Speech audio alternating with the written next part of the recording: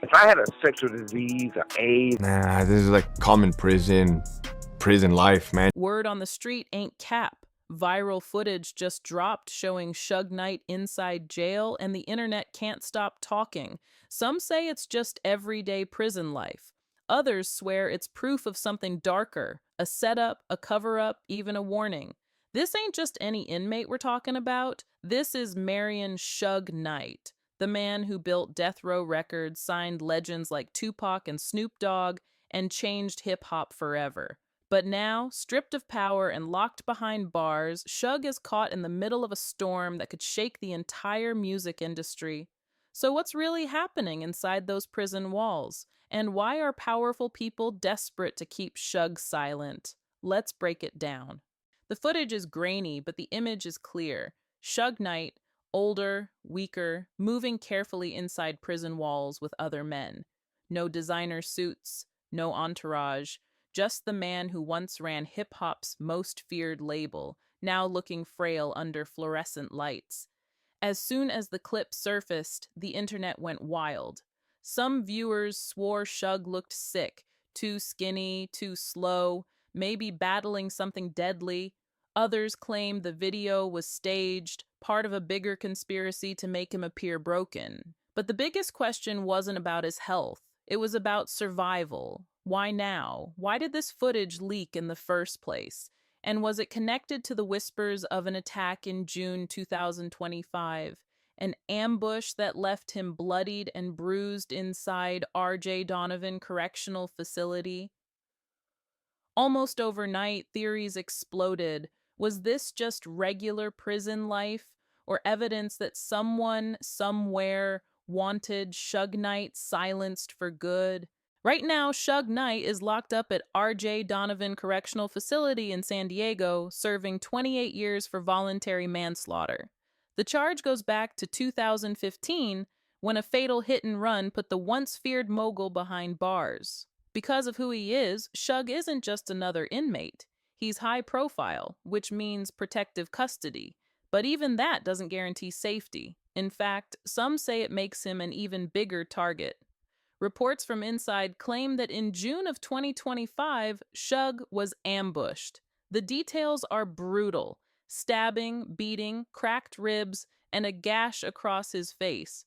A hit that looked less like random prison violence and more like a calculated takedown.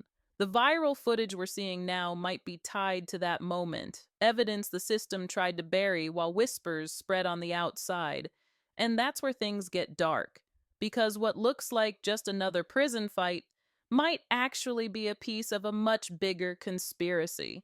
When the footage leaked, fans weren't just shocked by the attack, they were stunned by how Suge looked: thin, weak, almost unrecognizable. Immediately, the rumor mill went into overdrive. Some claimed Suge was battling AIDS. Others said he had gone blind, losing his sight in prison. Blogs and social media posts painted him as a man on his last legs. Even industry voices fueled the fire. Whack 100 publicly bet money that Suge was infected with HIV, claiming the weight loss and frail appearance were proof he had missed doses of vital medication. But Suge wasn't about to let that narrative run wild. In a rare jailhouse interview with The Art of Dialogue, he addressed the rumors head on. Calm, direct, and unapologetic, he said, "They can look at my whole medical file. My attorney has it. If I had HIV, AIDS, or any disease, they'd see it. I don't have it to Suge. This wasn't just about shutting down gossip, it was about control." By clearing the air, he reminded the world that even from behind bars, he wasn't afraid to speak for himself. Still, the footage left people divided. Was he really healthy, or was there more to the story? And if he wasn't sick, why did the system want us to think he was? What really set alarm bells off wasn't just the attack, it was what happened around it. The night Suge was allegedly ambushed, prison security cameras suddenly went static. For 8 full minutes, the system glitched out, leaving no official record of what went down. At least, that's the story officials gave. But insiders claim it wasn't a glitch at all. Logs were mysteriously wiped, phone records deleted, and the cell door left open for 2.5 minutes, far longer than standard protocol. Just enough time for masked attackers to slip in, do damage, and vanish. Witnesses reported thuds, groans, and heavy breathing, yet no guards rushed in, no alarms sounded. When it was over, the trail went cold, almost like the system wanted it that way. This wasn't sloppy prison management. It looked calculated, like someone high up wanted the cameras dark, the evidence gone, and Suge Knight erased without a trace. If true, it means the attack wasn't random prison violence at all, but a professional hit job carried out under the watch of the very system meant to protect him. To understand why anyone would want Suge Knight gone, you have to go back to the empire he built, an empire that shook the entire music industry. In the early 90s, Suge founded Death Row Records, a label that didn't just make hits, it defined West Coast hip hop. He signed Dr. Dre, brought in Snoop Dogg, and bailed out Tupac Shakur in 1995, giving the world All Eyes on Me and some of the most iconic tracks in rap history. Within 4 years, Death Row was generating hundreds of millions, rewriting the rules of the game. But that power came with enemies. Suge's reputation wasn't just built on music, it was built on muscle. Stories of intimidation, gang ties, and straight-up violence surrounded him. The mob Piru Bloods were rumored to be his enforcers, and the industry whispered that Death Row wasn't just a label, it was organized crime dressed up as music. By making himself a king, Suge also made himself a target. Rival execs, former allies, street enemies, and even law enforcement all had reasons to want him gone. Every deal, every beef, every betrayal stacked up like a hit list. And decades later, those grudges haven't disappeared. They followed him into prison, where power plays and revenge can be just as deadly as they were in the streets. So when that viral footage hit, people didn't just see an aging mogul. They saw a man who built an empire on enemies, and who might still be paying the price. Even locked away, Suge Knight hasn't stayed silent. From behind bars, he launched his Collect Call with Suge Knight podcast, a platform that's become less like casual prison talk and more like a live grenade thrown at the music industry. Week after week, Suge has dropped names and accusations that reach the very top. He's claimed Akon in detail assaulted underage girls in a hotel room. He's accused Interscope co-founder Jimmy Iovine of wearing a wire to entrap him, and even paying off insiders to bury abuse. But the most explosive? Suge straight up alleged that Diddy is an FBI informant, suggesting that decades of untouched allegations and legal escapes weren't luck, but protection. He painted a picture of an industry where certain power players are untouchable because they're feeding information to the feds. These aren't just petty shots.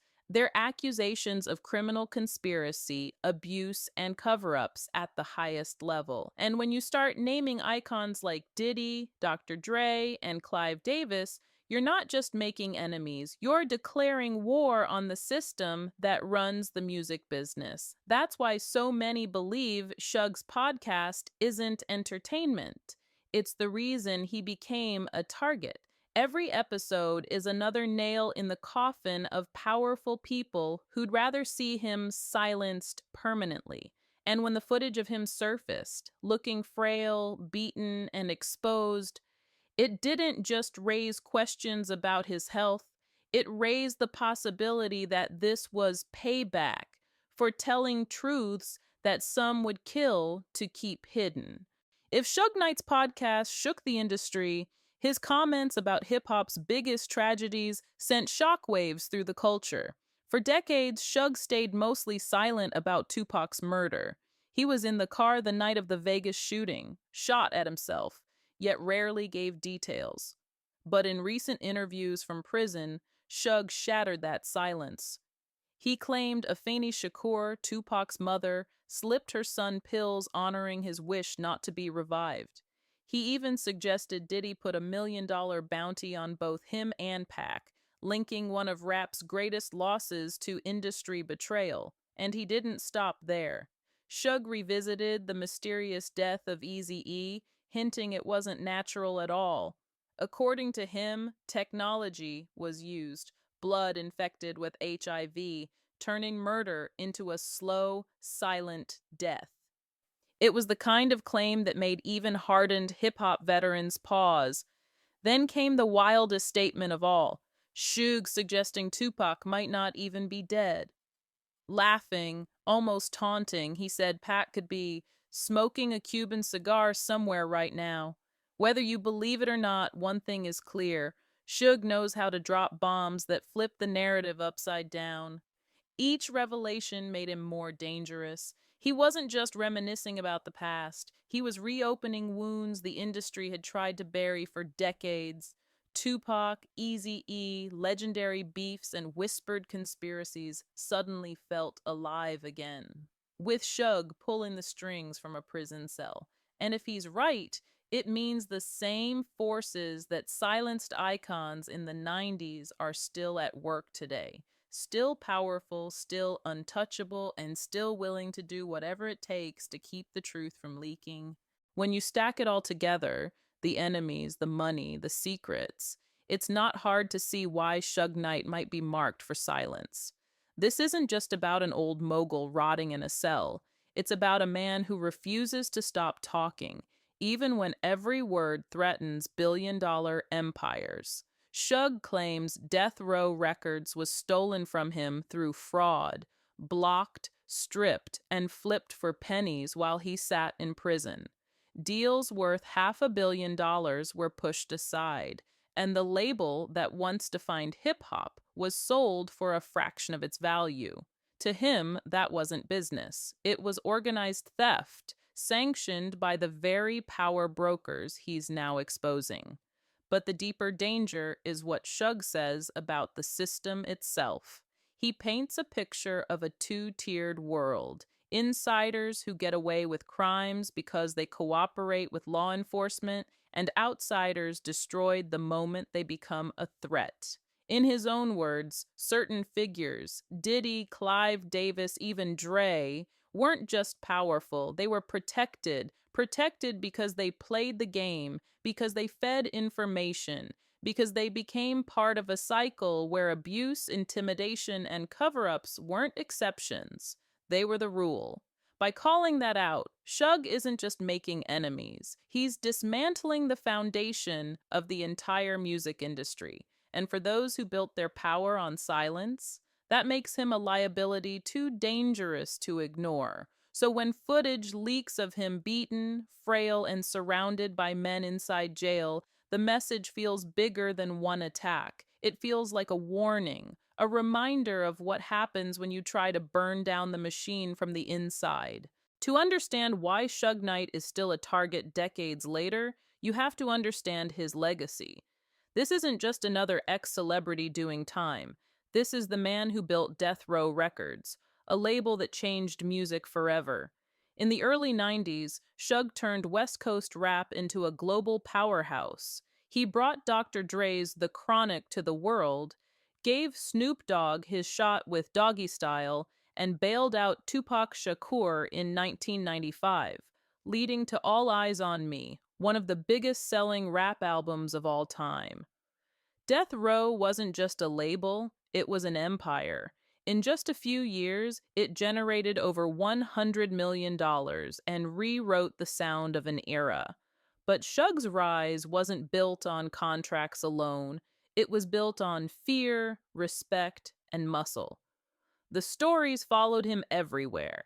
Gang ties, intimidation tactics, violent confrontations. To some, he was a visionary businessman. To others, he was a gangster in a suit. That reputation reached its peak in 1995 at the Source Awards. Suge stood on stage in front of the whole industry and called out Puff Daddy by name. That single moment sparked the East Coast West Coast War, a feud that would define hip hop's most dangerous era. And then came tragedy: Tupac's murder in '96, Biggie's death just months later.